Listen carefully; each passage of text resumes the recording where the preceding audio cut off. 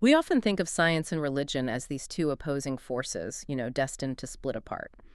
But for today's deep dive, we're looking at this incredible idea from ancient India that the intense need for religious rituals actually kick-started rigorous astronomical science. It's a fascinating paradox, really, because in that early worldview, the sky wasn't some separate thing to be studied.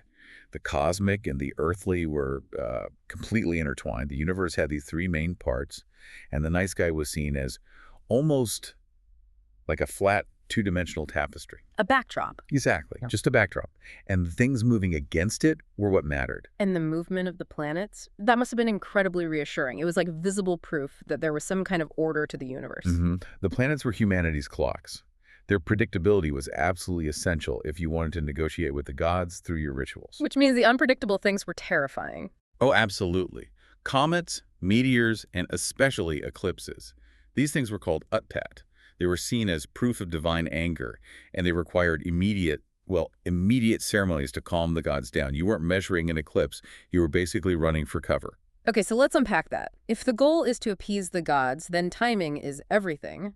A ritual that's off by even a little bit might not just fail, it could actually make things worse. That's the driver. The ritual had to be elaborate, and more importantly, it had to be perfectly timed. Priests needed to distinguish between an auspicious moment and an inauspicious one. And that pressure, is what drove the serious observation of the sky.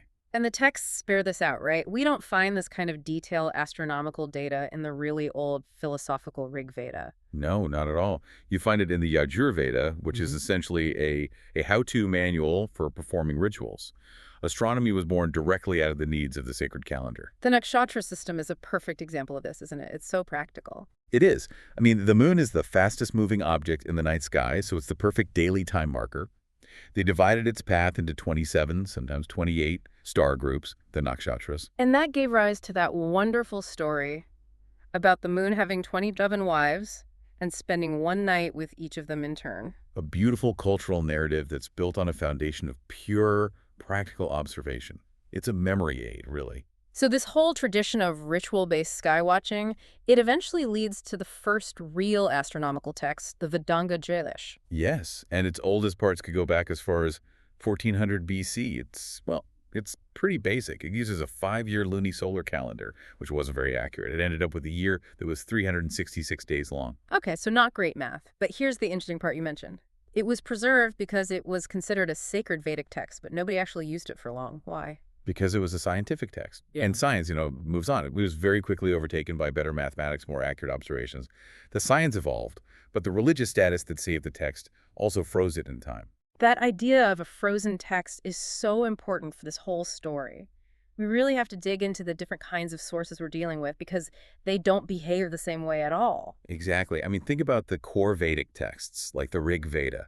I describe them as being like a gramophone record. Okay. Once it's recorded, that's it. It's sacred, it's preserved perfectly, down to the last syllable and accent. You don't change a single note. And then you have the other texts, the Puranas, the Mahabharata. And those are more like an audio file on your computer. It's been edited, things have been added, other parts have been deleted over centuries. Which makes them really tricky to use as historical documents. You can't be sure when any particular part was written. It's almost impossible. And you're talking about a huge span of time for this whole body of work to be created, maybe 2,000 years, from the Rig Veda around 1700 BC, all the way to something like the Manusmriti around 200 AD. And we also have to remember the oral tradition, the written manuscripts we have. They were never meant to be standalone books. They were more like notes for a lecture. That's a great way to put it. You are always supposed to have a teacher, a guru, who provided all the context in the unwritten knowledge. So when we look at these texts, you have to understand we're only seeing part of the picture. Okay, so with that in mind, let's get to the huge leap forward. We're jumping from the kind of clunky Vedanga Jyotish to the incredibly sophisticated mathematical astronomy of Aryabhata in 499 AD. It's a massive jump. And it wasn't just an internal evolution. It was powered by Greco-Babylonian inputs. It was new knowledge coming from the outside. Right. Coming in after Alexander's invasion around 326 BC, the new rulers who came in from the northwest, the Parthians, the Shakas, they brought new ideas with them. And it seems like three things really stuck. Three critical things. The first, and maybe the most important, was a truly accurate lunisolar calendar. We're talking about the ancestor of modern Vikram calendar, which uses this very complex 19-year cycle. It was a game changer. The second was the zodiac, the 12 signs, totally foreign to the old nakshatra system. Completely different system. And the third thing, which seems to have arrived a bit later, maybe 400 years after the calendar, was the 7-day week, with days named after the planets. And this is a really important point for anyone interested in this topic today. The term you sometimes hear, Vedic astrology, if it's using the zodiac or weekdays, it's actually historically inaccurate. It is. Those elements came in much, much later. They are post-Vedic additions from another culture. You can even see how slowly these ideas were accepted. The Mahabharata epic is thought to have been sort of finalized around 400 AD. Right, and even then, 700 years after the Greeks arrived, it still doesn't mention the zodiac or the days of the week. Even if they were known in parts of North India, they hadn't been fully accepted into the religious mainstream yet. They were still foreign. So let's go back to the eclipse, that terrifying uppat. In the Rig Veda, the demon who causes it is named Banu, who later becomes Rahu in the Yajurveda. And the myth they came up with is just brilliant. So Rahu, the demon, steals a drink of Amrit, the nectar of immortality. But just as he swallows it, his head is chopped off. So the nectar only makes it to his head. Exactly. And that solves the problem of why the sun or moon comes back after an eclipse. Rahu's immortal head can swallow it, but since he has no body, the sun just, well, it falls out the other end. That's fantastic. And at this point, it's just Rahu, the head. The torso is just sort of discarded. Put in the mythological deep freeze, yes. It's not needed for the story. Until Aryabhatta, this is where it gets really interesting. Around 500 AD, he comes along with the correct mathematical theory of eclipses. And he proves they happen when the moon crosses the sun's path at two specific points, two nodes. Science now requires 2 points for the math to work. So what does the mythology do? It adapts. Yeah. Instantly. They go back to that mythological deep freeze, pull out the forgotten torso, and give it a name, ketu. Wow. So they literally invented, or I guess repurposed a character just to satisfy the new mathematics. It's a perfect example of this symbiosis. The religious story bends to accommodate the scientific discovery, because the science provides a better, more predictive explanation for the phenomenon. And the name Ketu already existed, but it meant something else entirely, didn't it? Yes, ketu was a common noun. It basically meant bad omen. It was used for comets, meteors, smoke, any of those scary utpat things. The astronomers just needed a name for their second mathematical point. They already had Rahu, so they appropriated the word ketu. So these terrifying arbitrary demons suddenly become mathematically amenable. Their actions could be predicted. Precisely. They were no longer random acts of divine anger. They became celestial appointments you could circle on a calendar. It really shows that even after the science became highly mathematical, there was this deliberate effort to keep it connected to the scriptures. You see it so clearly with the Yuga system. Astronomers adopted this. Well, this incredibly artificial timescale derived from scripture.